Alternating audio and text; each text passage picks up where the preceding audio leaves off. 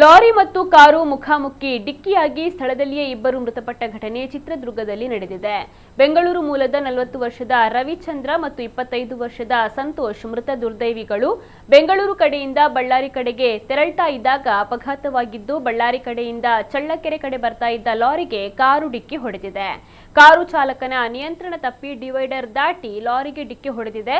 ಸ್ಥಳಕ್ಕೆ ರಾಂಪುರ ಪೊಲೀಸರು ಭೇಟಿ ನೀಡಿ ಪರಿಶೀಲನೆಯನ್ನು ನಡೆಸಿ ಪ್ರಕರಣವನ್ನು ದಾಖಲಿಸಿಕೊಂಡಿದ್ದಾರೆ.